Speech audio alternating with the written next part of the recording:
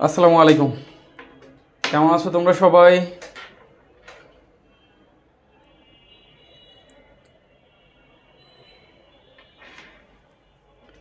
একটু দ্রুত যুক্ত হই।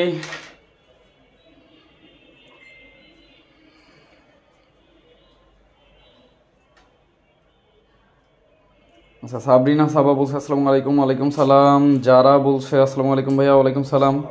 ফাইজা রহমান বলছে আসসালামু আলাইকুম। ওয়ালাইকুম সালাম।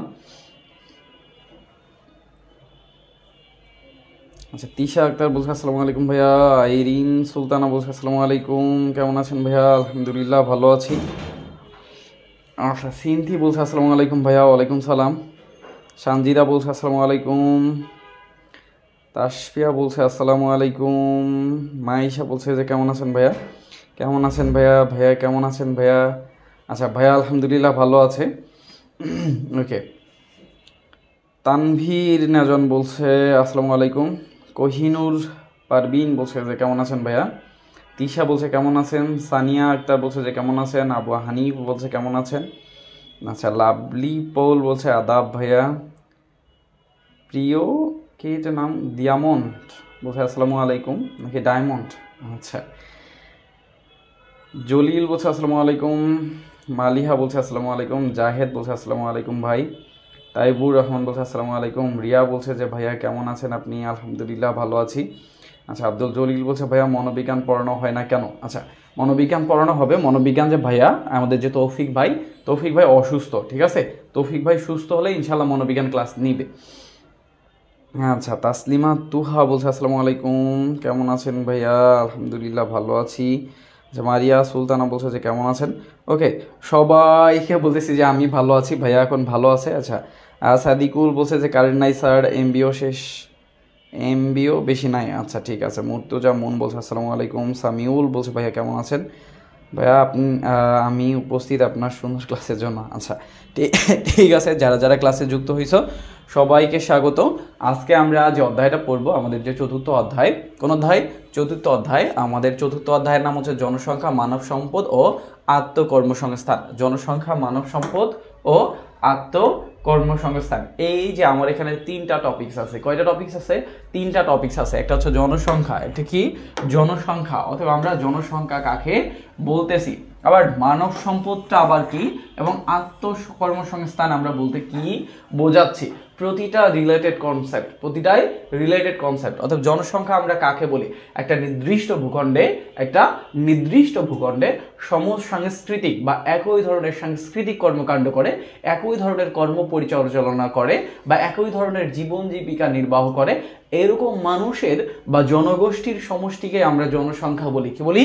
জনসংখ্যা বলি। তাহলে সহজ ভাষায় বলতে গেলে নির্দিষ্ট ভূখণ্ডে বসবাসকারী জনগণের সমষ্টি বা মানুষের সমষ্টিকে আমরা জনসংখ্যা বলতেছি। যেমন বাংলাদেশের জনসংখ্যা, অর্থাৎ বাংলাদেশের এই ভূখণ্ডে বসবাসকারী মানুষদের কৃষ্টি, কালচার, সংস্কৃতি একই ধরনের, এবং এদের যে জীবন জীবিকা নির্বাহের প্রসেস বা গতি, এটাও একই ধরনের। তাহলে এটাকে আমরা কি বলতেছি?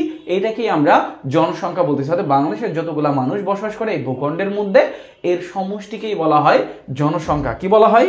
জনসংখ্যা বলা হয়। কি বলা হয়? জনসংখ্যা বলা হয়। আচ্ছা, জান্নাতুল ফেরদৌস বলছে যে আসসালামু আলাইকুম ভাইয়া। রেজা ভাই বলছে আসসালামু আলাইকুম ভাইয়া, কেমন আছেন ভাইয়া? আচ্ছা, রাতুল বলছে আসসালামু আলাইকুম। আচ্ছা, রেজা ভাই শেয়ার ডান।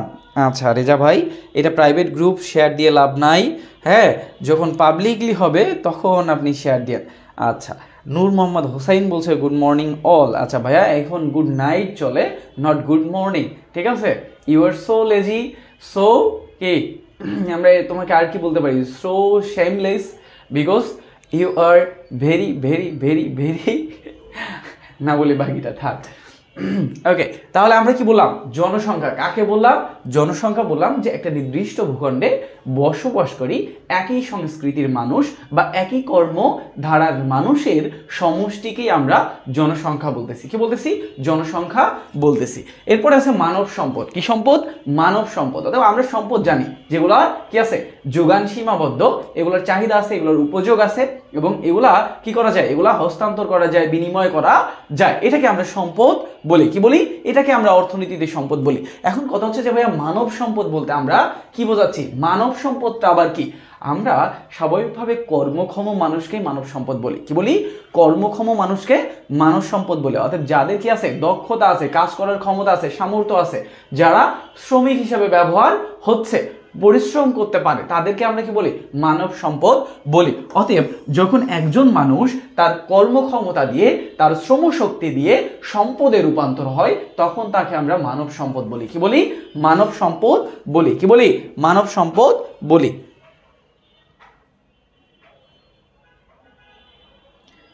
আচ্ছা, নূর মোহাম্মদ হোসেন বলছে যে ভাই আমার নাম নিছেন, এটাই অনেক। ওকে।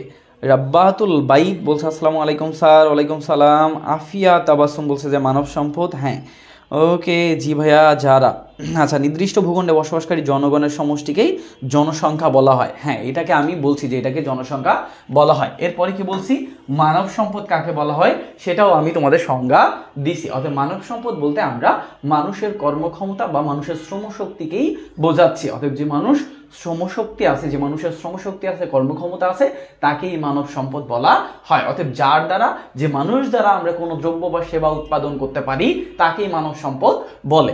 এরপরে আছে আত্মকর্মসংস্থান। আমাদের 3টা টপিক্সের আর একটা হচ্ছে আত্মকর্মসংস্থান। অর্থাৎ যে মানুষগুলা কর্মক্ষম, তাদের শ্রমশক্তি আছে, তারা উৎপাদন করতে পারে, তারা যখন কোনো একটা অন্যের আন্ডারে কাজ না করে নিজে নিজে কোনো কর্মসংস্থান সৃষ্টি করে বা নিজে উৎপাদন করে নিজে খায় এবং অন্যের জন্য কি করে, কর্মের যোগান দেয় বা কর্মের ব্যবস্থা করে দেয়, তাকে আমরা বলি আত্মকর্মসংস্থান। অর্থাৎ নিজের কর্ম নিজেই নির্ধারণ করা, নিজের কর্ম নিজেই সৃষ্টি করাকেই বলা হচ্ছে আত্মকর্মসংস্থান। অতএব আমি অন্য কারো উপর নির্ভরশীল না। আমার কর্মজীবনের জন্য আমি অন্য কারোর উপর নির্ভরশীল না হয়ে নিজের কর্ম যখন নিজেই সৃষ্টি করি, নিজেই উদ্ভাবন করি, বা আমি যখন উদ্যোক্তা হই, তখন সেটাকে আমরা বলতেছি আত্মকর্মসংস্থান। কি বলা হয়?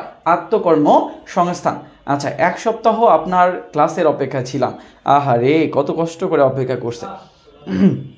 আচ্ছা, কেউ কি এই ক্লাসের নোট আমাকে দিতে পারবা? হ্যাঁ, ইনশাল্লাহ নোট তোমরা পেয়ে যাবা যারা যারা করে। আচ্ছা ভাইয়া, অর্থনীতি প্রথম পত্র ক্লাস হবে না? আচ্ছা, তোমাদের আমি এটা বারবার বলছি, সানোয়ার ভাইয়া একটু রুক্ষ টাইপের মানুষ, কর্কশ টাইপের মানুষ, অতটা রোমান্টিকও না, ভালোও না, ঠিক আছে? সানোয়ার ভাইয়া মুখের উপর বলে দেয়, ঝাড়িয়েও দেয়। তো সানোয়ার ভাইয়া বারবার বলছে যে তোমাদের এই যে ফ্রি গ্রুপে অ্যাড করা হয়েছে, তোমাদের দ্বিতীয় পত্রের 60% পড়ানোর জন্য। অর্থাৎ তোমরা এটা একদম বিনামূল্যে পাবা, দ্বিতীয় পত্রের 60%। তোমরা যদি প্রথম পত্র পড়তে চাও, তোমরা যদি আবার দ্বিতীয় পত্র সম্পূর্ণ পড়তে চাও, সবগুলার একটা ভালো প্রস্তুতি নিতে চাও, আমাদের সামনের মাসে, এই মাসের মাঝামাঝি এফআরবি তোমাদের বুকিং, প্রি বুকিং শুরু হবে।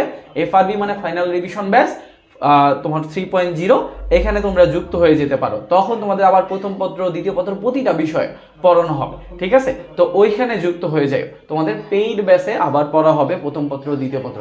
এখানে তোমাদের একদম ফ্রি, বিনামূল্যে, তোমাদের কারোর কাছে 1 টাকা নিছে, 1 টাকাও নেয় নাই। অর্থাৎ উইদাউট কস্ট। এই যে আমাকে এখানে ক্লাস নেওয়ার জন্য পেমেন্ট করা হবে, আমাকে টাকা দিবে, এই যে বনিয়ামিন ভাই আছে, আমাকে টাকা দিবে, কিন্তু তোমার কাছে 1 টাকাও নেয় নাই, কিনে নেয়, 1টা টাকাও নেয় নাই, মানে তোমাকে ফ্রিতে দিচ্ছে। আমাদের চলো শিখি প্ল্যাটফর্ম মানব সেবায় ফ্রিতে অনেক কিছু দিয়ে দেয়, ঠিক আছে? অতএব এই যে ফ্রিতে তোমাদের 60% পড়ার সুযোগ করে দিছে, এটা তোমাদের কি, এইটা তোমাদের জন্য আর কি আমাদের উপহার। এখন আমরা যখন পেইড কোর্স লঞ্চ করব, তখন তোমাদের হচ্ছে প্রথম পত্র, দ্বিতীয় পত্র সবগুলাই আবার ওখানে পড়ানো হবে। আচ্ছা, তানজিল হুসাইন বলছে আমার অর্থনীতি ক্লাস নেই, তারপরও আসলাম ক্লাস করতে। ওকে, স্বাগত ভাইয়া। আচ্ছা, অর্থনীতি ক্লাস নাই, তবু ঘুরতে আসলাম। আচ্ছা ঠিক আছে, তোমরা আসছো যেহেতু। আচ্ছা ভাইয়া, আপনাকে অনেক ভালো, আচ্ছা ভাইয়া আপনি অনেক ভালো করে পড়ান। আচ্ছা ভাইয়া, 3য় অধ্যায় পড়াবেন না? আচ্ছা জি ভাইয়া, 3য় অধ্যায়টা সহজ, 3য় অধ্যায়টা সহজ, এটা শিল্প। আমি আগে যে যে টপিকসগুলো তোমাদের একটু বেশি ধারণা দিতে হবে বা যেগুলো গুরুত্বপূর্ণ দ্বিতীয় পত্রের মধ্যে, আমি ওই টপিকসগুলো বেশি করে পড়াচ্ছি। যেমন প্রথম অধ্যায়টাতে তোমাদের পড়ানো ছিল কৃষিজ, কৃষি খামার, এগুলা। এখন 3য় অধ্যায়টা হচ্ছে শিল্প, তোমরা যদি একবার পড়ো তাহলে পেয়ে যাবা। আমি 4র্থ অধ্যায় পড়াচ্ছি কারণ এখানে 2টা তত্ত্ব আছে, একটা হচ্ছে কাম্য জনসংখ্যা তত্ত্ব, আর একটা হচ্ছে ম্যালথাসীয় জনসংখ্যা তত্ত্ব। এরপরে আমরা এগুলাতে যাব। তো এই যে ম্যালথাসীয় জনসংখ্যা তত্ত্ব, কাম্য জনসংখ্যা তত্ত্ব, এগুলো তোমাদের একটু একটু সমস্যা হয়, তোমরা বুঝো না কোনটা ম্যালথাসীয় জনসংখ্যা তথ্য, কোনটা কাম্য জনসংখ্যা তথ্য, ঠিক আছে, এগুলো তোমরা বুঝো না দেখে যেই টপিকসগুলো তোমাদের ঝামেলা হবে ওই টপিকসগুলো আমি পড়ানোর চেষ্টা করবো, যেহেতু ফ্রিতে পড়াচ্ছি তাই না, এজন্য মেইন টপিকসগুলো পড়াচ্ছি, বুঝতে পারছো? ওকে, তাহলে আমরা জনসংখ্যা কাকে বলে এটা জানলাম। এবার আসো জনসংখ্যার পরিমাপ। কিসে আসবা? জনসংখ্যার পরিমাপে আসবা। অতএব আমরা কোনো একটা দেশের অর্থনীতি সম্পর্কে জানতে গেলে বা ওর অর্থনৈতিক প্রবৃদ্ধি সম্পর্কে যখন জানতে চাই, কি যাই, ওই দেশের অর্থনৈতিক কাঠামো বা অর্থনৈতিক প্রবৃদ্ধি কেমন এইটা যখন আমরা জানতে চাই, তখন ওই দেশের জনসংখ্যা পরিমাপ করি। কি করি? ওই দেশের জনসংখ্যা পরিমাপ করি। অতএব ওই দেশটা অর্থনৈতিকভাবে উন্নতির দিকে যাবে নাকি অবনতির দিকে যাবে, নাকি ওই জায়গাতে অর্থনৈতিকভাবে উন্নতি হবে বা হচ্ছে, এই যে সকল বিষয় আমাদের জানতে গেলে আমাদের একটা দেশের পরিমাপ জানতে হয়। অতএব ওই দেশের জনসংখ্যার পরিমাপ বলতে আমরা বোঝাচ্ছি ওই দেশের মোট জনসংখ্যা কেমন, ওই দেশের মোট জনসংখ্যা কেমন, কতজন নারী, কতজন পুরুষ, কতজন প্রাপ্তবয়স্ক, কতজন শিশু, কতজন বৃদ্ধ, ঠিক আছে, এই জিনিসগুলা, এই কাঠামোগুলা, এবং জন্মহার কেমন, মৃত্যু হার কেমন, এর প্রযুক্তিগত ব্যবহার কেমন, এখানে স্বাস্থ্য ব্যবস্থা কেমন, এই সকল বিষয়ের উপর ধারণা নিতে গেলে আমাকে কি জানতে হয়?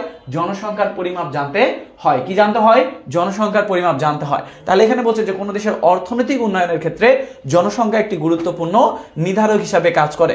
বিভিন্ন পদ্ধতিতে জনসংখ্যা সম্পর্কিত বিষয়গুলো যখন আমরা জানি বা অবস্থানগুলো যখন আমরা জানি বা এর পরিসংখ্যানে যেসব পরিবর্তন সংক্রান্ত আমরা তথ্য উপাত্ত পাই বা সংগ্রহ করি, সেগুলাকে আমরা যখন বিন্যস্ত করা হয়, এটাকেই আমরা জনসংখ্যার পরিমাপ বলি। অতএব আমরা একটা দেশের যখন জনসংখ্যাগুলোকে বিভিন্নভাবে জনসংখ্যার তথ্য সংগ্রহ করি, এগুলোকে যখন আমরা বিন্যস্ত করি বা বিভিন্ন ক্যাটাগরিতে ভাগ করি, তখন এটাকে আমরা বলি জনসংখ্যার পরিমাপ। কি বলি? জনসংখ্যার পরিমাপ আমরা বলি। তাহলে জনসংখ্যার পরিমাপের মধ্যে আমরা যে প্রাপ্ত বিষয়গুলো পাই বা যে তথ্যগুলা পাই, এখান থেকে আমরা কি দেখি? এখান থেকে আমাদের কর্মসংস্থান দেখি, যে কতজন কর্মসংস্থান আছে, কতজন বেকারত্বের মধ্যে আছে, কতজন কিসের মধ্যে আছে? বেকারত্বের মধ্যে আছে, কতজন স্বাস্থ্য সেবা পাচ্ছে, কতজন বাসস্থানের মধ্যে আছে, কতজন গৃহহীন আছে, কতজন শ্রমিক আছে, কতজন মজুর তোমার হচ্ছে দিনমজুর আছে, সবগুলো আমরা এগুলা পেয়ে থাকি জনসংখ্যা পরিমাপের মাধ্যমে। কিসের মাধ্যমে?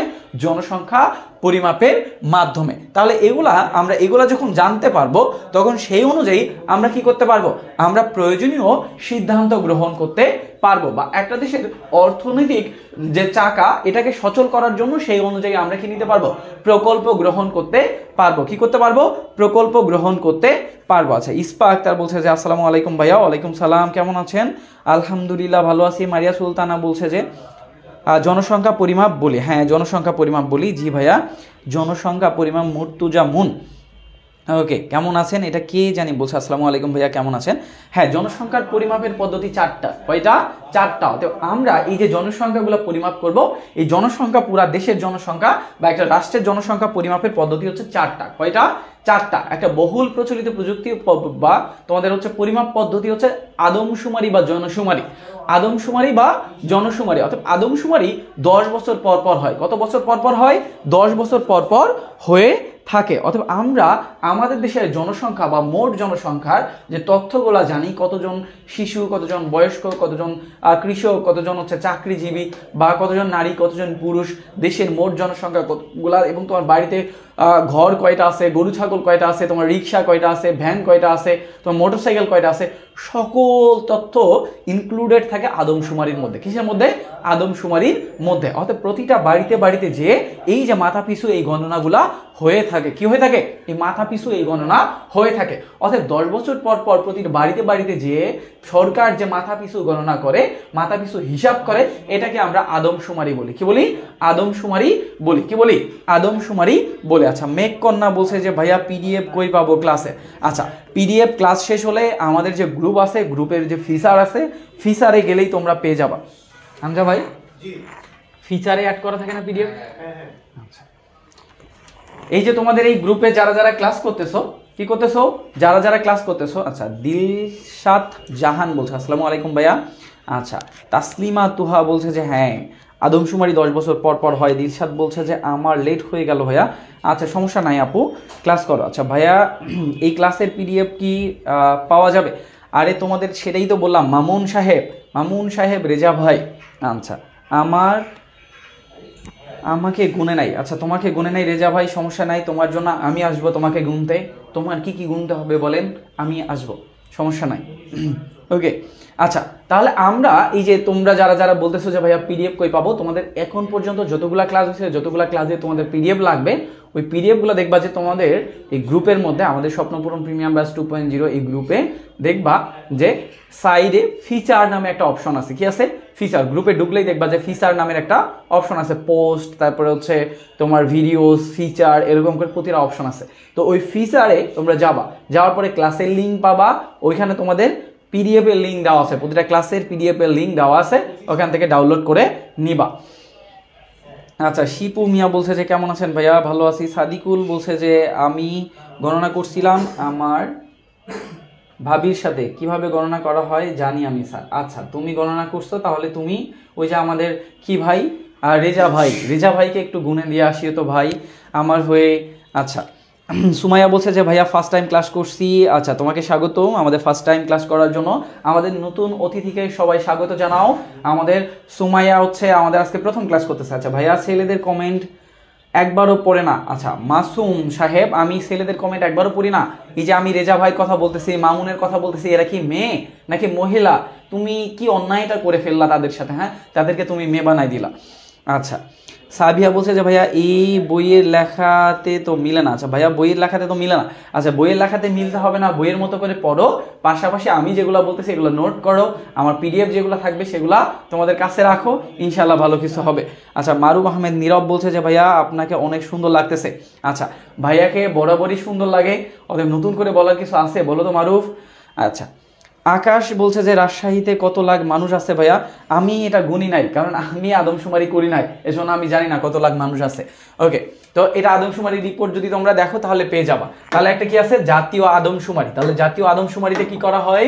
জাতীয় আদমশুমারিতে 10 বছর পর পর প্রতিটা বাড়িতে বাড়িতে যেয়ে মানুষের গণনা করা হয়, মাথা পিছু গণনা করা হয়। এবং এই যে আদমশুমারির মধ্যে আমি আরো বলছি যে একটা বাড়িতে কয়টা গরু আছে, কয়টা ছাগল আছে, কয়টা মোটরসাইকেল আছে, কয়টা তোমার মাইক্রো আছে, ভ্যান আছে কিনা, রিক্সা আছে কিনা, ঠিক আছে, A to Z আদমশুমারির মধ্যে তথ্য নেওয়া হয়। অর্থাৎ আদমশুমারি হচ্ছে একটা বিস্তৃত প্রসেস, একটা বিস্তৃত প্রসেস এবং একটা অনেক বড় প্রসেস। সারা বাংলাদেশের যতগুলা ঘর আছে সবগুলা ঘরের মাথাপিছু গণনা করা হয় আদমশুমারির মাধ্যমে। কিসের মাধ্যমে?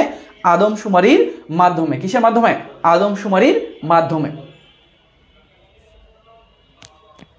ওকে, এরপরে কি আছে? এরপর আছে জাতীয় নিবন্ধনকরণ। জাতীয় নিবন্ধনকরণ। তাহলে জাতীয় নিবন্ধনকরণ আমরা কাকে বলতেছি? এই যে জাতীয় নিবন্ধনকরণ বলতে আমরা যেটাকে বলি বা যেটা আমরা বোঝাই সেটা কি? জাতীয় নিবন্ধনকরণ বলতে এই যে আমরা যখন জন্মগ্রহণ করি, আমাদের যখন 7 থেকে 8 দিন বয়স, তখন আমাদের একটা বার্থ সার্টিফিকেট হয়। কি সার্টিফিকেট হয়? বার্থ সার্টিফিকেট হয়। তো অন্যান্য উন্নত দেশে যেদিনে জন্মগ্রহণ হয়, যেদিনে মেডিকেলেই বার্থ সার্টিফিকেট ক্রিয়েট হয়ে যায়। কি হয়ে যায়? বার্থ সার্টিফিকেট ক্রিয়েট হয়ে যায়। এটা তখন আমরা যখন ইউনিয়ন পরিষদে সাবমিট করি তখন আমাদের একটা বার্থ সার্টিফিকেট চলে আসে। কিন্তু আমাদের বাংলাদেশে দেখা যায় যে বার্থ সার্টিফিকেট জন্মে 3-4 বছর পরেও পায় না। আমরা যখন ক্লাস 1-এ বা 2-তে বা আমরা যখন শিশুশালায় বা আমাদের হচ্ছে নার্সারিতে যখন ভর্তি হই তখন আমরা বার্থ সার্টিফিকেট বানায় নিয়ে এসে ভর্তি হই। অতএব আমরা অনেক দেরিতে বার্থ সার্টিফিকেট পাই। তবে উন্নত কান্ট্রিতে যেদিনে জন্মগ্রহণ হয় সেদিনে বার্থ সার্টিফিকেট পেয়ে যায়। অতএব এই যে আমাদের যে নিবন্ধনকরণ যে প্রক্রিয়া বা জন্ম নিবন্ধনকরণ বা আমাদের মৃত্যুর যে নিবন্ধন সনদ থাকে, এটার মাধ্যমেও আমরা কি করি? এটার মাধ্যমেও আমরা আমার দেশের জনসংখ্যা পরিমাপ করতে পারি। কি করতে পারি? দেশের জনসংখ্যা পরিমাপ করতে পারি। অতএব কতটুকু বৃদ্ধি পাচ্ছে আমরা এটাও এখান থেকে পরিমাপ করতে পারি। অতএব দেশের মধ্যে কতজন জন্মগ্রহণ করতেছে জীবিত শিশু এবং কতজন মানুষ মারা যাচ্ছে এগুলো নিবন্ধন করে থাকে। অতএব নিবন্ধিত থাকে। কি থাকে? নিবন্ধিত থাকে। বুঝতে পারছো? তাহলে এই যে নিবন্ধিতর মাধ্যমে যখন এই যে হিসাব করা হয়, জনসংখ্যা পরিমাপ করা হয়, তখন সেটাকে বলা হয় জাতীয় নিবন্ধনকরণ পদ্ধতি। এছাড়াও আমরা আরো একটা পরিচয় বহন করি, আমাদের জাতীয়তা পেয়ে থাকি। কি থাকি? জাতীয়তা। অতএব আমি বাংলাদেশের নাগরিক, তবে আমার জাতীয়তা বাংলাদেশি। আমি এখন নাগরিকত্ব পাইছি কিনা এটা একটা প্রশ্ন। অতএব আমরা সবাই বাংলাদেশের নাগরিক। এখানে আমরা যারা ক্লাস করতেছি সবাই বাংলাদেশের নাগরিক। এখন আমি কি নাগরিকত্ব পাইছি? আমি পাইছি। আমার 18 বছর পার হয়ে গেছে, আমার সার্টিফিকেট আছে, আমার স্মার্ট কার্ড আছে। তো আমি বাংলাদেশের নাগরিকত্ব পাইছি, আমার ভোটাধিকার আছে। অর্থাৎ নাগরিকত্ব বলতে ভোটাধিকার পাওয়া। কি পাওয়া? ভোটাধিকার পাওয়া। অর্থাৎ বাংলাদেশে কতজন ভোটার আছে আছে এর মধ্যে কতজন নারী কতজন পুরুষ, আমরা এই জাতীয় পরিচয়পত্র নিবন্ধনকরণের মাধ্যমেও আমরা কি পাই, আমরা এটার একটা পরিমাপ পেয়ে থাকি। কি পেয়ে থাকি? একটা পরিমাপ পেয়ে থাকি, জনসংখ্যার একটা পরিমাপ পাই। তাহলে আমরা এখানে জন্ম নিবন্ধনকরণ বা আমাদের মৃত্যু নিবন্ধনকরণ বা আমাদের যে জাতীয় পরিচয়পত্র আছে এর নিবন্ধনকরণ বা অনেকে আমরা পাসপোর্ট করে থাকি। কি করে থাকি? পাসপোর্ট করে থাকি। অর্থাৎ জাতীয় পত্রের পাশাপাশি আমরা পাসপোর্ট করি। এই যে পাসপোর্টের মাধ্যমেও আমরা নিবন্ধন করি। কি করি? নিবন্ধন করি। তাহলে এগুলো হচ্ছে নিবন্ধনকরণ পদ্ধতি। এই নিবন্ধনকরণ পদ্ধতির মাধ্যমে আমরা কি করি? আমরা জনসংখ্যার পরিমাপ করি। কিসের পরিমাপ করি? জনসংখ্যার পরিমাপ করি। বুঝতে পারছো? আচ্ছা, ভোট দেওয়ার অধিকার। আচ্ছা ভাইয়া 7 চ্যাপ্টার পড়াবেন না? হ্যাঁ 7 চ্যাপ্টার পড়াবো ইনশাল্লাহ। একটা শেষ করার পরে আরেকটা যাইতে হবে। 7 চ্যাপ্টার পড়াবো, কারণ 7 চ্যাপ্টার তোমাদের কঠিন। এখানে হচ্ছে তোমাদের হচ্ছে ম্যাথমেটিক্যাল টার্ম আছে, ঠিক আছে? তো এটা আমি অবশ্যই তোমাদের পড়াবো ইনশাল্লাহ। ওকে, এরপরে কি আছে? বিশেষ নমুনা জরিপ। বিশেষ নমুনা জরিপ। এখন এখানে নমুনা হবে, হ্যাঁ, নতুন দাও, এটা হবে নমুনা জরিপ। হ্যাঁ, বিশেষ নমুনা জরিপ। বিশেষ নমুনা জরিপ, এটা হচ্ছে বিশেষ নমুনা জরিপ। তো বিশেষ নমুনা জরিপ আমরা কাকে বলতেছি? নমুনা বলতে কি বোঝায়? নমুনা বলতে কি বোঝায়? আচ্ছা ভাইয়া, তৌফিক ভাইয়ার কি অবস্থা? তোফাজ্জল বলছে যে, আচ্ছা ভাইয়া এখানে সানজিদা বলছে যে ভাইয়া আমি এখনো কি বলছে, ভোটার হই নাই। আচ্ছা, যারা এখনো ভোটার হয় নাই, আচ্ছা নাগরিকতা মানে ভোটাধিকার পাওয়া। হ্যাঁ, নাগরিকতা মানে ভোটাধিকার পাওয়া। আচ্ছা আচ্ছা, যারা এখনো ভোটাধিকার পাও নাই তাদের চিন্তার কিছু নাই, তোমরাও পেয়ে যাবো ভোটাধিকার, ঠিক আছে? সময় লাগবে, বয়স হতে হবে, তখন পেয়ে যাওয়া ইনশাল্লাহ। আচ্ছা তৌফিক ভাইয়া, আচ্ছা ভাইয়া এই অধ্যায়ে আমরা কবেই শেষ, তাও আপনার ক্লাস বলে আবার করতেছি। আচ্ছা, তোমার এই অধ্যায় শেষ হয়ে গেছে, তাহলে তো খুবই ভালো।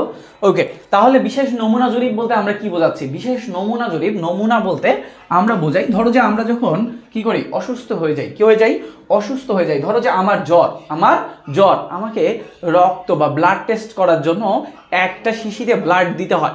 এখন ব্লাড টেস্ট বলতে আমার পুরা শরীরে রক্ত নিয়ে যায়? বলো তো, আমার পুরা শরীরে রক্ত নিয়ে যায় না, আমার এক সিরিজ রক্ত বের করে নিয়ে যায়, এটাকে কি করে? টেস্ট করায়। অতএব আমার ব্লাড টেস্ট মানে পুরো শরীরের টেস্ট না, পুরো শরীরের রক্তের টেস্ট না। অতএব আমার একটু পরিমাণ মতো কি নেওয়া হচ্ছে?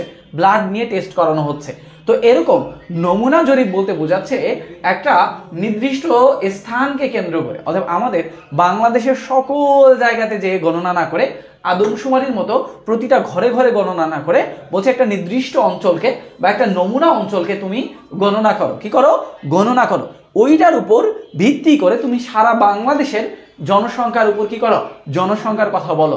তাহলে সেটার নাম হচ্ছে বিশেষ নমুনা জরিপ। বিশেষ নমুনা জরিপ। অতএব যখন একটা বিশেষ অঞ্চলের জনসংখ্যার উপর গণনা চালায়, পুরা দেশের জনগণের বা জনসংখ্যার উপর কি করা হয়? মতবাদ দেওয়া হয় বা পরিমাপ গণনা করা হয়, তখন সেটাকে আমরা বলি বিশেষ নমুনা জরিপ। বিশেষ নমুনা জরিপ। অতএব ওই যে যেমন তোমাদের বললাম যে ব্লাড টেস্টের ক্ষেত্রে আমাকে ব্লাড টেস্ট দিতে জ্বরের জন্য, এখন আমার কি প্রতিটা রক্তকণা শরীর থেকে বের করে করে নিয়ে টেস্ট করাবে?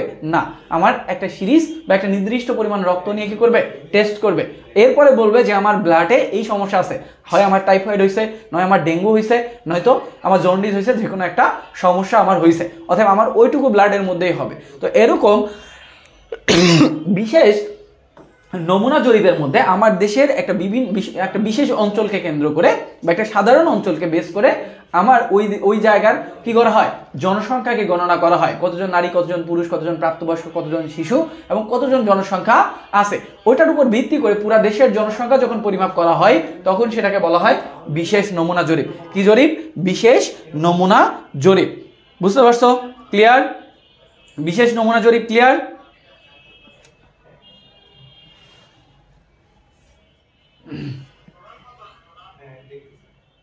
আচ্ছা, অক্ষরপত্র বইয়ের সাথে মিল নাই ভাইয়া। এই বইয়ের সাথে তোমাদের মিলবে যাদের রণজিৎ স্যারের বই আছে এবং যাদের হচ্ছে তোমাদের হচ্ছে মাসুম আলী স্যারের বই আছে। হ্যাঁ, অক্ষরপত্রের সাথে একটু কম মিলবে, অক্ষরপত্রের সাথে একটু কম মিলবে। ওকে, এবং আরেকটা আছে প্রাক্কলন কৌশল। তোমরা কি জানো প্রাক্কলন কৌশল কাকে বলা হয়? আচ্ছা, তিশা আক্তার বলছে যে ভাইয়া বইয়ের বাইরে 3টা অপশন কথা আচ্ছা ভাইয়া বইয়ে 3টা অপশনের কথা আছে। আচ্ছা বইয়ে 3টা অপশন থাকলে তো ওকে 3টা পড়বা, 4টা অপশন এখানে আছে। আর যারা রণজিতের বই পড়ো বা মাসুম আলী স্যারের বই পড়ো তাদের বইয়ে 4টা অপশন আছে। কয়টা অপশন আছে? 4টা অপশন আছে। আচ্ছা আদ্রিকা বলছে যে ভাইয়া হ্যান্ড নোট গ্রুপে পোস্ট অ্যাপ্রুভ হচ্ছে না। পোস্ট অ্যাপ্রুভ হবে, যদি ভালো করে নোট করো ইনশাল্লাহ পোস্ট অ্যাপ্রুভ হবে, ভয়ের কিছু নাই, সাথে সাথে হয়তো হবে না। আচ্ছা আমি বলছি যে প্রাক্কলন কৌশল কাকে বলা হয়। প্রাক্কলন কৌশলটা অনেকটা হচ্ছে বিশেষ নমুনা জরিপের উপর বা বিশেষ নমুনা জরিপের মতো, অতএব এটা একটা নমুনা জরিপ। প্রাক্কলন কৌশল হচ্ছে একটা নমুনা জরিপ। তবে এই প্রাক্কলন কৌশলে আমার পুরা দেশের জনসংখ্যাকে কি করা হয় না, পুরা দেশের জনসংখ্যাকে হিসাব করা হয় না বা এই জনসংখ্যাকে পরিমাপ করা হয় না। প্রাক্কলন কৌশলে আমাদের বিশেষ একটা অঞ্চলে কি করা হয়, আমাদের বিশেষ একটা অঞ্চলে জরিপ করা হয় এবং ওই বিশেষ অঞ্চল সাপেক্ষে সমজাতীয় অঞ্চলের কি করা হয়, অঞ্চলের জনসংখ্যার উপর মতামত দেওয়া হয়। অর্থাৎ প্রাক্কলন কৌশল ধরো যে আমার দেশের একটা ধরো যে প্রাইমারি স্কুল, একটা প্রাইমারি স্কুলের হচ্ছে হিসাব নিকাশ করা হচ্ছে বা জরিপ করা হচ্ছে যে এখানে কতজন মেয়ে শিক্ষার্থী আছে, কতজন হচ্ছে তোমার ছেলে শিক্ষার্থী আছে এবং এদের বয়সের পার্থক্য কেমন, এগুলো একটা বিশেষ একটা স্কুলের মধ্যে আমি যদি কি করি প্রাক্কলন করি, মানে একটা বিশেষ একটা স্কুলকে কেন্দ্র করে ওটার মধ্যে যদি আমি গণনা করি, জনসংখ্যা পরিমাপ করি এবং ওই সাপেক্ষে আরো 10টা স্কুলকে আমি মতামত দিতে পারি, তখন সেটাকে বলা হয় প্রাক্কলন। কি বলা হয়? প্রাক্কলন কৌশল। অতএব একটা বিশেষ অঞ্চলে জরিপ করে, একটা বিশেষ অঞ্চলে জরিপ করে সমজাতীয় অঞ্চলে যখন আমরা মতামত দেই বা সমজাতীয় অঞ্চল যখন আমরা কি করি, আমরা অনুমান করি বা অনুমান করে বলি যে এখানে জনসংখ্যা এরকম, তখন সেটাকে বলা হয় প্রাক্কলন কৌশল। কি কলন কৌশল? প্রাক্কলন কৌশল। যেমন যাদের বাড়ি চট্টগ্রাম, রাঙ্গামাটি, খাগড়াছড়ি বা পার্বত্য চট্টগ্রামে, ঠিক আছে, তো তাদের এই যে পার্বত্য চট্টগ্রামের যে কোনো একটা অঞ্চল আমরা যদি এখানকার জনসংখ্যা গণনা করি, যেহেতু পার্বত্য চট্টগ্রাম সবগুলাই পর্বত অঞ্চল, তাহলে একটা অঞ্চলকে গণনা করলে বা একটা গ্রামকে গণনা করলে বলা যায় যে বাকি গ্রামগুলোতেও জনসংখ্যা এরকম। পুরা দেশে না, পুরা দেশে না, পুরা দেশের আমরা গণনা করতেছি না, একটা অঞ্চলকে কেন্দ্র করে যখন আরো 10টা অঞ্চল আমরা যখন নমুনা করতে পারি বা অনুমান করতে পারি, তখন সেটাকে আমরা বলি প্রাক্কলন কৌশল। অর্থাৎ এটা একটা নমুনা জরিপের মতো। কিসের মতো? নমুনা জরিপের মতো। বুঝতে পারছো?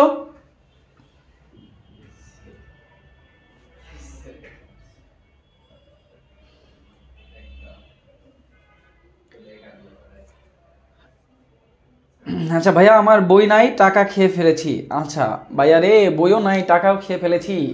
ভাইয়া কোর্সে ভর্তি হওয়ার টাকা দিছে, সেটাও মেরে দিছি। এগুলা আমি করছিলাম, এটা অভিনয় করছিলাম। হ্যাঁ, তো সেই অভিনয়ের কথা মনে পড়ে গেল। হ্যাঁ, ওই যে আমরা একটা বনিভাই সহ অভিনয় করছিলাম না, বাবা। বাবা কি করে? বাবা সবগুলার উপায় বলে দেয়। আচ্ছা যা নাকি জিএফকে ফুচকা খাওয়ায় টাকা ফুরাই ফেলছেন। এই কে রে? এটা রে জসিমউদ্দিন। এই ছেলে সবসময় সত্য কথা বলে। এই সত্য কথা বলা যাবে না। মুরব্বি মুরব্বি। হ্যাঁ, নমুনা জরিপের মতো। আচ্ছা সময় নিয়ে পড়ার ধৈর্য থাকলে রণজিৎ কুমার স্যারের বই, হ্যাঁ বই কিনতে পারো। হ্যাঁ, রণজিৎ কুমার স্যারের বইটা অনেক ভালো, বেটার। এবং সহজ করে যদি বই পড়তে চাও, সহজ কোনো বই পড়তে চাও, তাহলে মাসুম আলী স্যারের বই একটা কালেক্ট করতে পারো। ওকে, তাহলে আমরা এই 4টা দেখলাম। অথবা আমাদের জনসংখ্যা পরিমাপের যে 4টা পদ্ধতি, আমরা এই 4টা পদ্ধতির মধ্যে একটা তুলনামূলক আলোচনা করে ফেললাম। কি করে ফেললাম? তুলনামূলক আলোচনা করে ফেললাম। আচ্ছা ভাইয়া বললেন যে, আচ্ছা ভাইয়া লাস্টটা আবার একবার বুঝান। আচ্ছা আচ্ছা জনসংখ্যা তথ্য কখন পড়াবেন? এরপরেই পড়াবো জনসংখ্যা তথ্য। আচ্ছা লাস্টটা হচ্ছে প্রাক্কলন কৌশল। অর্থাৎ প্রাক্কলন কৌশল হচ্ছে একটা নমুনা জরিপের মতো। কিসের মতো? নমুনা জরিপের মতো।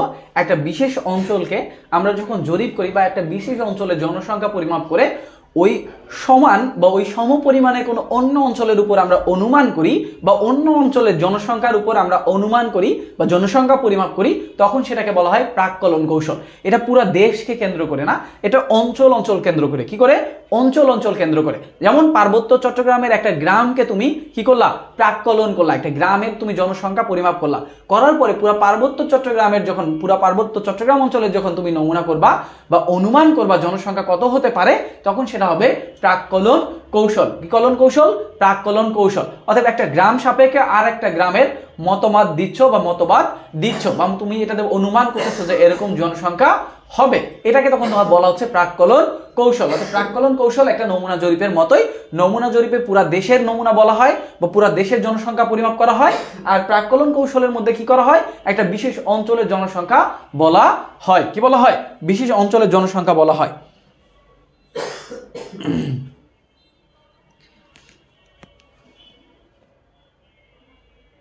আচ্ছা, যাদের 2 লেখকের বই আছে তাদের তো খুবই ভালো। আচ্ছা, এই যে প্রাক্কলন কৌশল একটু আগেই তো বললাম, এখনই শেষ করলাম। প্রাক্কলন কৌশল কাকে বলে?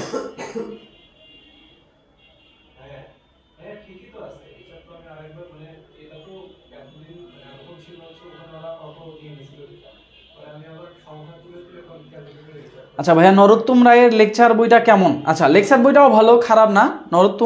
নরোত্তমের বইও ভালো, খারাপ না। সবগুলাই ভালো, তবে সব থেকে ভালো এবং সহজ 2টা বইয়ের কথা আমি বলছি। একটা হচ্ছে রণজিৎ স্যারের বই, অনেক বিস্তারিত, আর মাসুম আলী স্যারের বই ছোট এবং অনেক সহজ।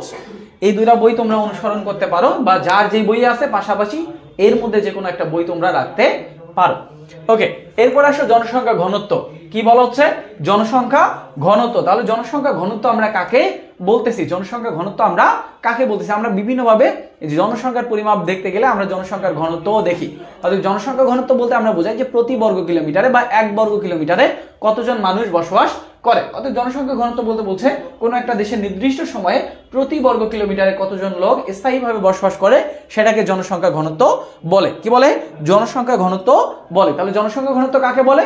সহজ ভাষায় প্রতি বর্গ কিলোমিটারে বা 1 বর্গ কিলোমিটারে স্থায়ীভাবে যতজন মানুষ বসবাস করে তাকে জনসংখ্যা ঘনত্ব বলে। কিভাবে জনসংখ্যা ঘনত্ব বের করব? বলছে জনসংখ্যা ঘনত্ব মোট জনসংখ্যাকে মোট আয়তন দিয়ে ভাগ করো। কি করো? মোট জনসংখ্যাকে মোট আয়তন দিয়ে ভাগ করলে আমরা জনসংখ্যা ঘনত্ব পেয়ে যাব। কি পেয়ে যাব? জনসংখ্যা ঘনত্ব পেয়ে যাব। এখানে আমাকে বাংলাদেশের জনসংখ্যা ঘনত্ব জানতে হবে। তোমাদের নতুন বইয়ে যেটা দেওয়া আছে, আমাদের 2016 সাল পর্যন্ত জনসংখ্যা ঘনত্ব ছিল কত? 1063 জন বা 1055 জন, এই 2টা মত চলে। 1055 জন বা 1063 জন, এটা হচ্ছে 16 সাল পর্যন্ত। তবে আমাদের এই যে বর্তমান যে আদমশুমারি হয়েছে 23-এর যে আদমশুমারি, এইটা অনুযায়ী তোমাদের বইয়ে হয়তো কি করছে? তোমাদের বইয়ে হয়তো ইনক্লুড করছে যে বর্তমানে কতজন, 1200 সামথিং বা 1100 সামথিং হবে। তো এইটা পড়ে নিবা তোমরা, আপডেট যেটা এটা পড়ে নিবা যে বাংলাদেশের জনসংখ্যা ঘনত্ব কত। এটা এমসিকিউতে মাঝে মাঝে আসে, বাংলাদেশের জনসংখ্যা ঘনত্ব কত। ঠিক আছে? ওকে, এরপরে আছে জনসংখ্যার নির্ধারক সমূহ। কি সমূহ? জনসংখ্যার নির্ধারক সমূহ। অর্থাৎ আমরা জনসংখ্যাকে বিভিন্নভাবে নির্ধারণ করে থাকি। অর্থাৎ জনসংখ্যাকে নির্ধারক বা জনসংখ্যা কিভাবে বৃদ্ধি পাচ্ছে, কিভাবে কমতেছে, যে জনসংখ্যাকে যে নিয়ন্ত্রণ করতে পারে, জনসংখ্যার উপর যে কন্ট্রোল রাখতে পারে, তাকে আমরা জনসংখ্যার নির্ধারক বলি। কি বলি? জনসংখ্যার নির্ধারক বলি। তো জনসংখ্যার নির্ধারকের মধ্যে কি কি আছে? জনসংখ্যা নির্ধারকের মধ্যে আমরা দেখি স্থূল জন্মহার, স্থূল মৃত্যুহার, অভিবাসন, স্থূল জন্মহার, স্থূল মৃত্যুহার, অভিবাসন। তাহলে স্থূল জন্মহার বলা হয় 1000 জনের মধ্যে কতজন জন্মগ্রহণ করে, অর্থাৎ 1000 জনের মধ্যে কতজন শিশু জন্মগ্রহণ করে, এটাকে বলা হয় স্থূল জন্মহার। তাহলে স্থূল মৃত্যুহার কাকে বলা হয়? বলা হচ্ছে 1000 জনের মধ্যে কতজন মৃত্যুবরণ করে, এটাকে বলা হয় স্থূল মৃত্যুহার। তাহলে আমরা স্থূল জন্মহার, স্থূল মৃত্যুহার এগুলা দেখি। এর পাশাপাশি নির্ধারক হিসেবে নিট অভিবাসন দেখি। কি দেখি? নিট অভিবাসন। তাহলে নিট অভিবাসন কাকে বলা হচ্ছে? অর্থাৎ আমার দেশ থেকে অন্য দেশে কতজন মানুষ স্থায়ীভাবে বসবাসের জন্য যাচ্ছে এবং অন্য দেশ থেকে আমার দেশে কতজন মানুষ স্থায়ীভাবে আসতেছে। অথবা আমার দেশে অভিবাসনের সংখ্যা এবং আমার দেশ থেকে দেশান্তরীর সংখ্যা, এই দুটা বিয়োগ করলে যেটা পাওয়া যায় সেটাকে বলা হয় নিট অভিবাসন। কি বলা হয়? নিট অভিবাসন। অর্থাৎ দেশান্তরীর সংখ্যা থেকে আমার অভিবাসনের সংখ্যা যদি বাদ দেওয়া হয় তাহলে সেটাকে বলা হয় কি? নিট অভিবাসন। কি বলা হয়? নিট অভিবাসন বলা হয়। ওকে, অর্থাৎ বাংলাদেশের অর্থনীতিতে জনসংখ্যা বৃদ্ধির প্রভাবগুলো কি কি? বাংলাদেশের অর্থনীতিতে জনসংখ্যা যদি বৃদ্ধি পায়, জনসংখ্যা যদি বেড়ে যায়, এর প্রভাব আসলে কি কি পড়ে, কোন কোন খাতে পড়ে, কোন কোন জায়গায় পড়ে? তাহলে প্রভাব পড়ে আমাদের খাদ্যজনিত সমস্যায়, অর্থাৎ আমাদের খাদ্যের অভাব দেখা যায়। এরপর হচ্ছে বস্ত্র সমস্যায়। কোন সমস্যায়? বস্ত্র সমস্যায়, অথবা আমাদের বস্ত্রে এই অভাবটা দেখা যায়, এই অভাব বোধ হয়। এরপর হচ্ছে বাসস্থান সমস্যা, শিক্ষা সমস্যা, তারপর স্বাস্থ্যজনিত সমস্যা, কর্মসংস্থানের অভাব, এগুলা আমরা দেখে থাকি। এছাড়াও আমরা দেখি আমাদের জমির উপর চাপ পড়ে, মূলধন গঠন গঠনের সমস্যা হয়, পরিবেশ দূষণ হয়, মুদ্রাস্ফীতি চাপ বাড়ে। এরপরে আছে আমাদের জনসংখ্যা তত্ত্ব। কি তত্ত্ব? জনসংখ্যা তত্ত্ব। কি তত্ত্ব? জনসংখ্যা তত্ত্ব। আমাদের খুবই খুবই খুবই গুরুত্বপূর্ণ একটা টপিক হচ্ছে জনসংখ্যা তত্ত্ব। কি তত্ত্ব? জনসংখ্যা তত্ত্ব। অর্থাৎ জনসংখ্যা তত্ত্ব বলতে আমরা কি বোঝাই?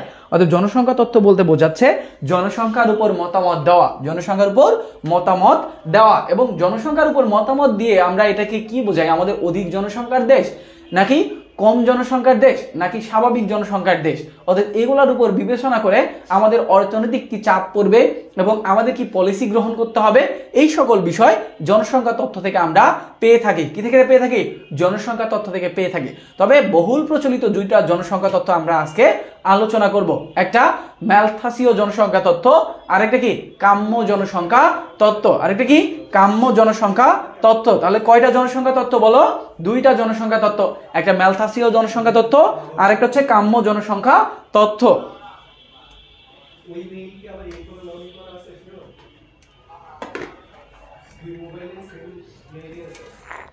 একটু গরম পানি করে দিবা প্লিজ, আপন ভাই প্লিজ। হ্যাঁ, জনসংখ্যা তত্ত্ব কয়টা?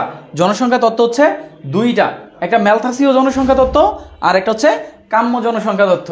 আচ্ছা, ম্যালথাসীয় জনসংখ্যা তত্ত্বের মূল কথা কি, মূল বক্তব্য কি? ম্যালথাসীয় জনসংখ্যা তত্ত্বের মূল বক্তব্য যদি কেউ জানো তাহলে একটু জানাও, যদি জানো, যদি জানো তাহলে একটু জানাও যে ম্যালথাসীয় জনসংখ্যা তত্ত্ব আর কাম্য জনসংখ্যা তত্ত্বের মূল বক্তব্য কি, মূল বক্তব্য কি, মানে মূল কথাটা কি। ম্যালথাসীয় জনসংখ্যা তত্ত্ব আমরা কাকে বলতেছি, ম্যালথাস আমাদের আসলে কি বলছে, কি বোঝাইছে, ঠিক আছে?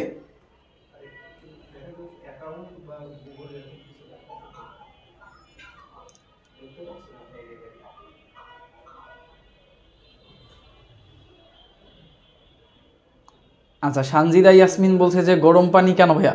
আচ্ছা, ভাইয়ার হচ্ছে ঠান্ডা লাগছে, ঠিক আছে? আমি যদি এখন ঠান্ডা পানি খাই তাহলে আরো সমস্যা হবে, আমার কাশি আসবে।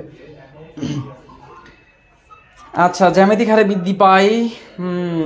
আচ্ছা, একটু বলছে আফিয়া তাবাসসুম, জ্যামিতিক হারে বৃদ্ধি পায়। কি জ্যামিতিক হারে বৃদ্ধি পায়? আচ্ছা, খাদ্য বাড়ে গাণিতিক হারে, জনসংখ্যা বাড়ে জ্যামিতিক হারে। জান্নাতুল ফেরদৌস, হ্যাঁ, জনসংখ্যা বাড়ে জ্যামিতিক হারে আর খাদ্য বাড়ে গাণিতিক হারে। হ্যাঁ হ্যাঁ হ্যাঁ, আচ্ছা, খাদ্য জ্যামিতিক হারে বাড়ে, জনসংখ্যা গাণিতিক হারে বাড়ে। এই যে প্রিয় ডায়মন্ড, এটা তো ভুল বলছো। আচ্ছা, অনেকেই বলছো, জাওয়াত আল বলছে যে জানবো কেমনে স্যার? আচ্ছা, বইয়ের টাকাই কি, বইয়ের টাকাই তো খেয়ে দিছি নাকি? আচ্ছা, ঠিক আছে, ওকে, আমি বলতেছি আমাদের ম্যালথাসীয় জনসংখ্যা তত্ত্ব, অর্থাৎ রবার্ট থমাস ম্যালথন, স্যার থমাস বা রবার্ট থমাস ম্যালথন, বা তোমরা থমাস রবার্ট ম্যালথন বলতে পারো, ম্যালথাস বলতে পারো। তো এই যে স্যার থমাস ম্যালথাস, ইনি জনসংখ্যার উপর একটা তথ্য দিছে, বহুল প্রচলিত তথ্য। তিনি একজন ছিল কি? তিনি একজন ছিল ধর্মযাজক। কি যাজক? ধর্মযাজক। অর্থাৎ এই যে ম্যালথাস একজন ধর্মযাজক। তিনি দেখলেন এই যে দেখো, তিনি হচ্ছেন ইংরেজ ধর্মযাজক, অর্থাৎ এবং তিনি প্রখ্যাত অর্থনীতিবিদ sir Robert Thomas Malthus. Sir Robert Thomas Malthus, ঠিক আছে? এই যে থমাস রবার্ট ম্যালথাস তার হচ্ছে একটা বড় সড়ো একটা বই আছে, পুস্তিকা আছে। এই বই এর নাম হচ্ছে an east on the principal of population, এই নামক বইয়ে তিনি জনসংখ্যার সম্বন্ধে, অর্থাৎ জনসংখ্যা কি হারে বৃদ্ধি পায় এই সম্বন্ধে একটা তথ্য দিয়েছেন। সেই তথ্যের নামে আসলে হচ্ছে ম্যালথাসীয় জনসংখ্যা তত্ত্ব। তো তার এই জনসংখ্যা তত্ত্বের মূল বক্তব্য হচ্ছে আমাদের জনসংখ্যা প্রতিনিয়ত বৃদ্ধি পায় ডাবল হারে, অর্থাৎ জ্যামিতিক হারে, দ্বিগুণ হারে বৃদ্ধি পায়, প্রতিনিয়ত গুণের হারে বৃদ্ধি পায়। অর্থাৎ জ্যামিতিক বলতে গুণের হারে বৃদ্ধি পায়। কিসের হারে বৃদ্ধি পায়? গুণের হারে। 1 থেকে 2, 2 থেকে 4, 4 থেকে 8, 8 থেকে 16, 16 থেকে 32, 32 থেকে 64, অর্থাৎ এভাবে লাফায় জনসংখ্যা বৃদ্ধি পায়। কি পায়? লাফায় জনসংখ্যা বৃদ্ধি পায়। এটাকে বলতেছে যে জ্যামিতিক হার বা গুণের হার। জ্যামিতিক হার বা কি?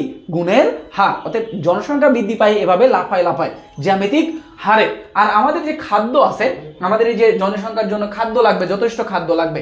তো আমাদের এই যে খাদ্য বৃদ্ধি পায় কি হারে? খাদ্য বৃদ্ধি পায় গাণিতিক হারে। গাণিতিক হারে মানে কি?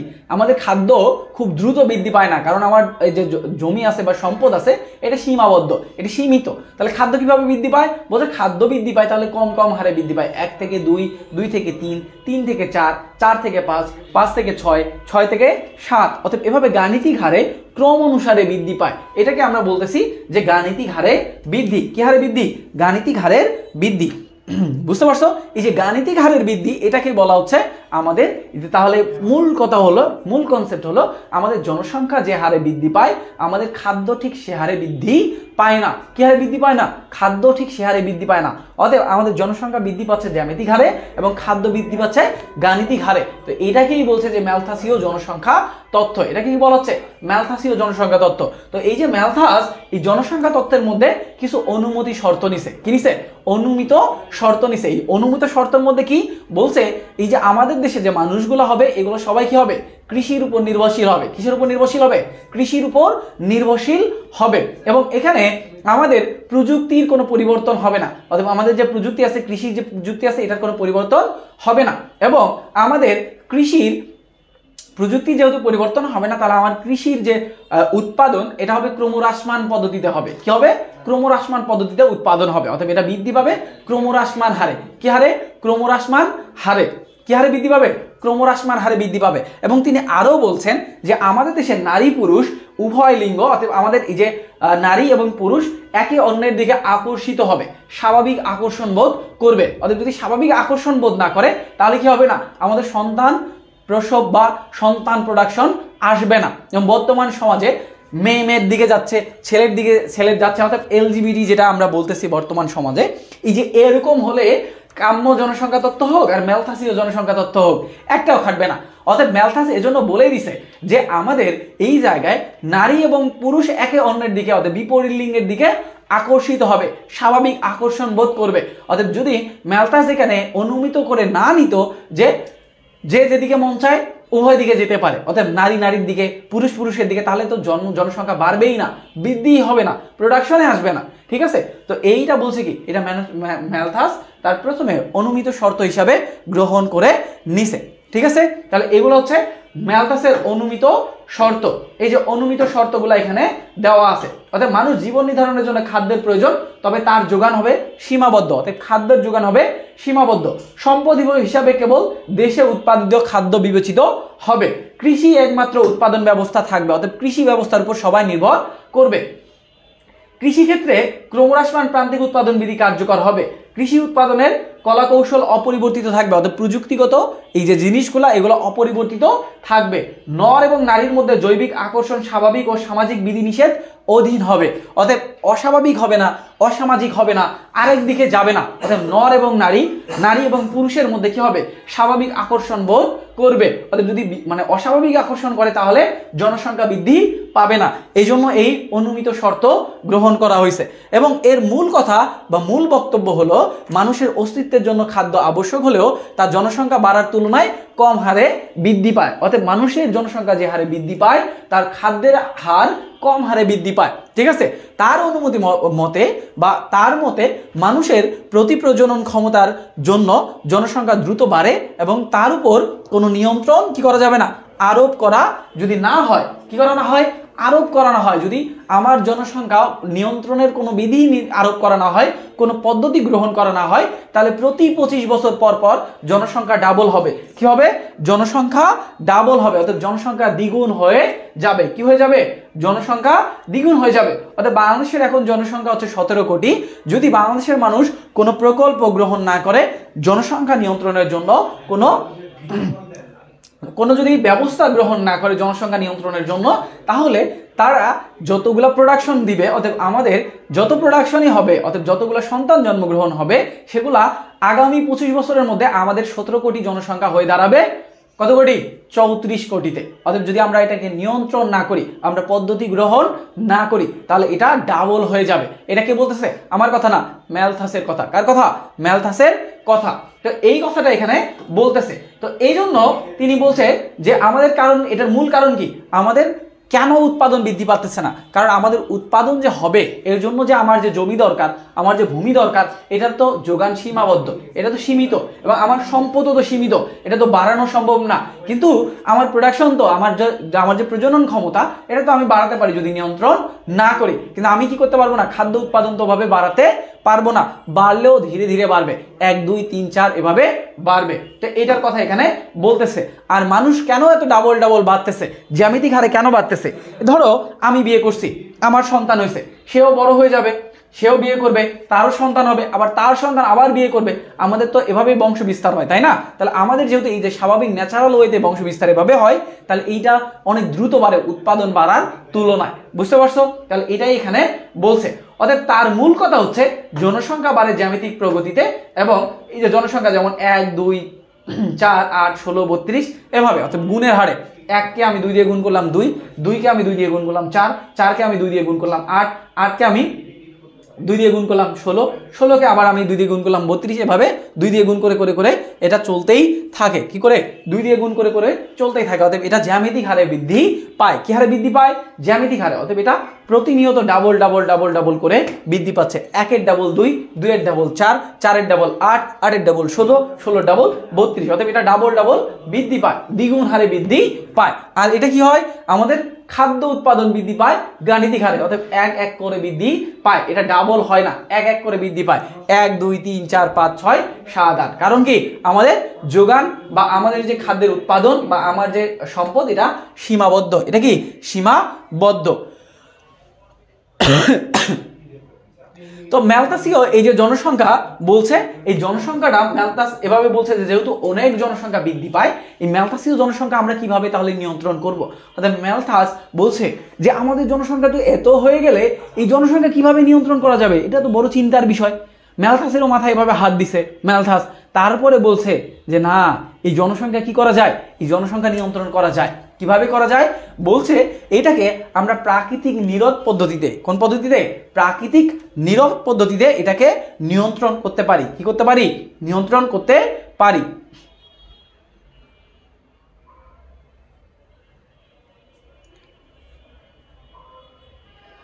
আচ্ছা ভাইয়া মনে হয় রিভিশন ক্লাস নিচ্ছে। আচ্ছা, এই আমি কি তোমাদের তাড়াতাড়ি পড়াচ্ছি? স্লোই তো পড়াচ্ছি। এই কে বলছে রে?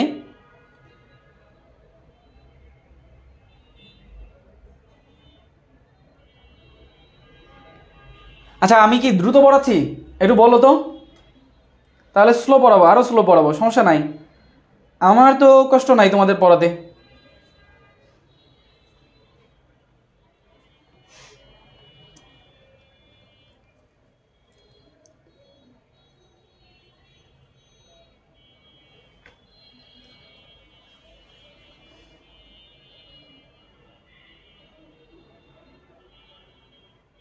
আচ্ছা, একটু তাড়াতাড়ি হইতেছে, তুহা বলছে।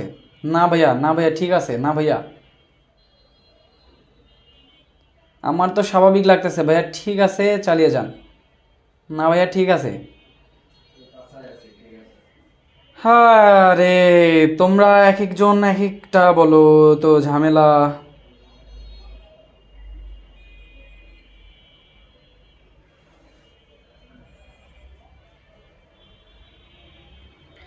আচ্ছা দেখো, তাহলে এখানে, আচ্ছা ঠিক আছে, আমি বুঝতে পারছি, আমি ধীরে ধীরে আবার পড়াচ্ছি, আরও একটু স্লোলি পড়াচ্ছি।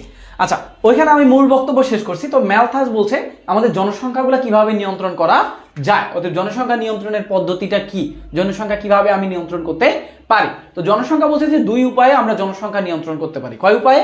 2 উপায়। একটা হচ্ছে নিরোধ পদ্ধতি, একটা কি পদ্ধতি? নিরোধ পদ্ধতি। অর্থাৎ এটা দুটাই হচ্ছে নিরোধ পদ্ধতি। একটা হচ্ছে প্রতিরোধমূলক ব্যবস্থা, আর একটা কি, আর এটা হচ্ছে প্রাকৃতিক নিরোধ পদ্ধতি। অর্থাৎ আমাকে প্রতিরোধ করতে হবে। কি করতে হবে?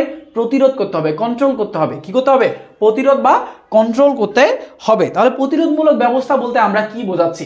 অথবা আমরা জনসংখ্যা আমরা বৃদ্ধি রোধ করবো, অথবা আমাদের যে জনসংখ্যা বৃদ্ধি হচ্ছে জ্যামিতিক হারে, অনেক বেশি ডাবল ডাবল হারে বৃদ্ধি পাচ্ছে, এই জনসংখ্যা আমরা কিভাবে বৃদ্ধি রোধ করাতে পারি? এর মধ্যে একটা বলছে যে প্রতিরোধমূলক ব্যবস্থা। অতএব আমরা কোনো ধরনের পদ্ধতি ইউজ করব না, কোনো ধরনের পদ্ধতি ইউজ করব না, বা কোনো ধরনের আমরা প্রকল্প গ্রহণ করব না, আমাদের সরকারও কোনো ধরনের প্রকল্প নিচ্ছে না। তাহলে একটা বলছে যে প্রতিরোধমূলক ব্যবস্থা। তাহলে প্রতিরোধমূলক ব্যবস্থা বলতে আমরা কি বোঝাচ্ছি? হ্যাঁ চিত্র তো দেখাবো, অবশ্যই চিত্র দেখাবো। এটা চিত্র তো এখানে আর্ট করব, তোমার ম্যালথাসীয় জনসংখ্যা চিত্র তো এখানে, এই প্রতিরোধমূলক ব্যবস্থা নিয়ন্ত্রণ সম্পর্কেই তো দেওয়া আছে, তাছাড়া তো দেওয়া নাই, তাই না? আর কাম্য জনসংখ্যা চিত্র আছে। আচ্ছা, তো এইখানে বলছে যে একটা বলছে যে প্রতিরোধমূলক ব্যবস্থা। কি ব্যবস্থা?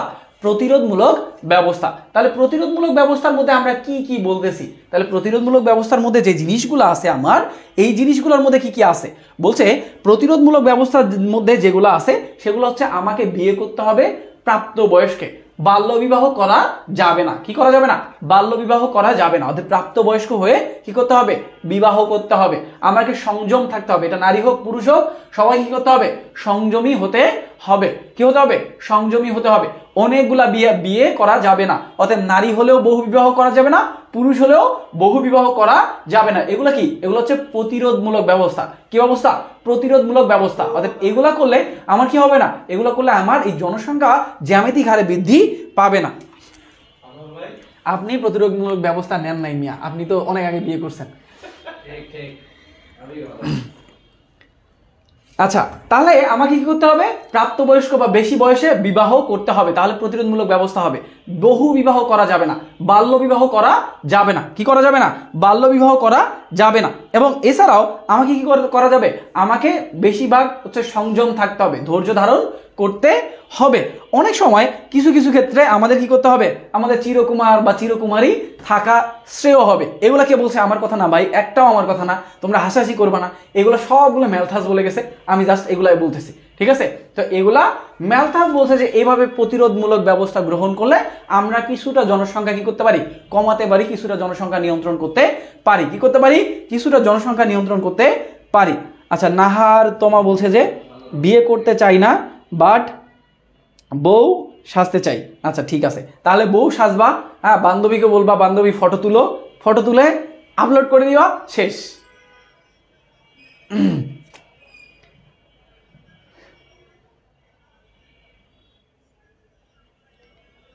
আচ্ছা ঠিক আছে, চেষ্টা করব।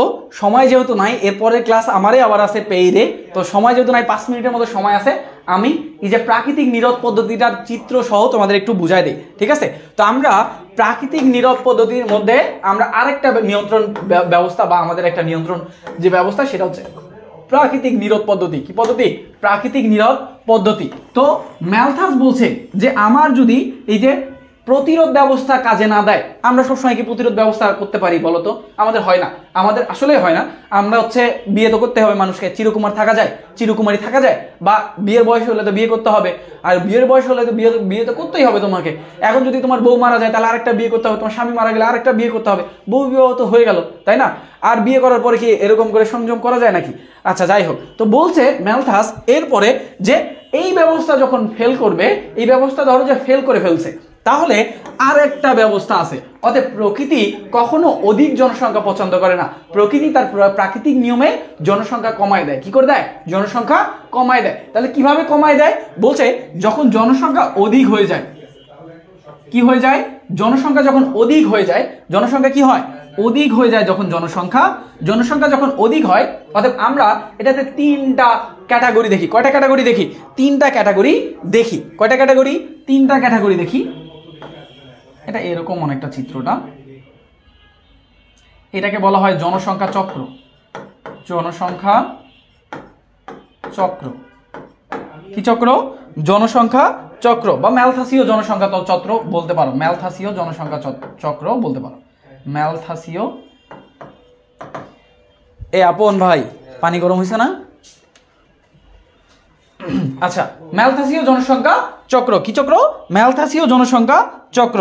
তাহলে এটার প্রথম যেটা হচ্ছে সেটা কি? সেটা হচ্ছে প্রথম অবস্থায় ধরো যে আমার প্রথম অবস্থায় যে খাদ্য আছে, যেহেতু খাদ্যের সাথে তুলনা করছে ম্যালথাস, খাদ্য ও জনসংখ্যা ভারসাম্য। খাদ্য ও জনসংখ্যা কি? ভারসাম্য আছে। জনসংখ্যা এখানে ভারসাম্য অবস্থায় আছে, প্রথম অবস্থায় ভারসাম্য আছে। এরপরে এই ভারসাম্য থেকে এদিকে চলে যাবে, 2 নম্বরে চলে যাবে জনসংখ্যা অধিক হয়ে গেছে। জনসংখ্যা অধিক, জনসংখ্যা কি হয়েছে? অধিক হয়ে গেছে, জনসংখ্যা অধিক হয়ে গেছে। তাহলে আমার খাদ্য এবং জনসংখ্যা যখন ভারসাম্য ছিল, কোনো সমস্যা ছিল না, কোনো সমস্যা ছিল না। এখন জনসংখ্যা যখন আমার বৃদ্ধি হয়ে গেছে, অর্থাৎ যেহেতু জনসংখ্যা বৃদ্ধি পাবে জ্যামিতিক হারে, জনসংখ্যা যখন বৃদ্ধি পেয়ে গেছে তখন এই জনসংখ্যা প্রাকৃতিক একটা 3 নাম্বার স্টেজে কি হবে? প্রাকৃতিক নিরোধ হবে। কি হবে? প্রাকৃতিক নিরোধ। প্রাকৃতিক কি হবে? প্রাকৃতিকভাবে নিরোধ হবে। এখন প্রাকৃতিক নিরোধটা কি বলতো?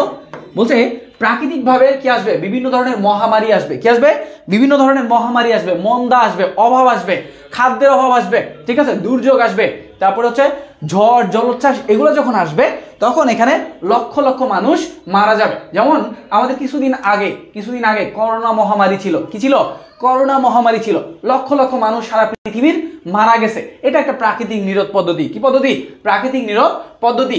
আমরা আমাদের 1974 সালে আমাদের বাংলাদেশ একটা মহামন্দা ফেস করছে। কি ফেস করছে? মহামন্দা, দুর্ভিক্ষ ফেস করছে। কি? দুর্ভিক্ষ। এখানে হাজার হাজার লক্ষ লক্ষ মানুষ মারা গেছে। আমরা 74-75-এর এখন ওগুলার কাগজপত্র পাচ্ছি, পেপার পাচ্ছি, এগুলো পড়ে পড়ে জানতেছি। আমরা অনেকে যারা আগে থেকে পড়ছে তারা জানে যে ওই সময় একটা মহামন্দা হয়েছে। এখন এই যে 74 সালের যে মহামন্দা, তোমরা যারা জয়নুলের আর্ট দেখছো, এটা হচ্ছে 74-এর মহামন্দা নিয়ে করা। অর্থাৎ 1974 সালে বাংলাদেশে দুর্ভিক্ষ দেখা দিছিল। কি দেখা দিছিল? দুর্ভিক্ষ দেখা দিছিল। এই যে দুর্ভিক্ষ বলতে কি নাই? খাদ্য নাই, তার পরার কাপড় নাই, বাসস্থান নাই, এগুলো হচ্ছে দুর্ভিক্ষ। তাহলে এই যে যখন এরকম মহামারী বা দুর্ভিক্ষ দেখা দেয় তখন মানুষ অটোমেটিক কি হয়? মরে যায়, জনসংখ্যা কমে যায়। এটাকেই বলা হচ্ছে প্রাকৃতিক নিরোধ পদ্ধতি। এই পদ্ধতি কে দিছে? এই পদ্ধতি ম্যালথাস দিছে। কে দিছে? ম্যালথাস দিছে। তাহলে এটাকে বলা হয় ম্যালথাসীয় প্রাকৃতিক নিরোধ পদ্ধতি। ম্যালথাসীয় প্রাকৃতিক নিরোধ পদ্ধতি। কি পদ্ধতি? ম্যালথাসীয় প্রাকৃতিক নিরোধ পদ্ধতি।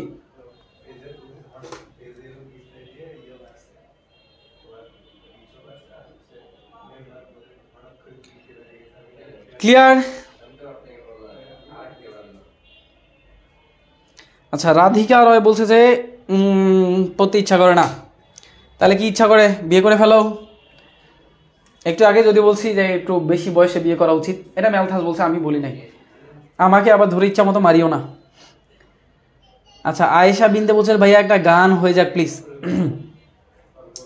এখন তোমার এই কথা শোনার পরে মনে হচ্ছে যে ওই যে বিসে বলছিল না যে ভাইয়া একটা গান হয়ে যাক, তারপরে কি শুরু করছে? এ মধু হই হই আরে বিষ খাওয়াইলা কোন হারনে ভালোবাসার দাম নদিলা, ও তুই তন দূষণ পাই ভালোবাসার দাম নদিলা, আশায় আসি তোমারে লই বন্ধু মাখান সুখেরই ঘর, আশায় আছি তোমারে লই বন্ধু মাখান সুখেরই ঘর, সুখের বদল আরে দুঃখ দিলা, সুখের বদল আরে দুঃখ দিলা, কোন হারনে ভালোবাসার দাম নদিলা, কোন হারনে ভালোবাসার দাম নদিলা। যাই হোক, হয়েছে তো ঠিক আছে, ভালো থাকো, সুস্থ থাকো। আর যাওয়ার আগে তোমাদের জন্য কথা হচ্ছে পড়াশোনা করো, যাই করো পড়াশোনাটা করো। আর আজকে যে টপিকসটা যেখান থেকে ছাড়লাম আমরা আগামী ক্লাসে ঠিক সেখান থেকে পড়বো ইনশাল্লাহ।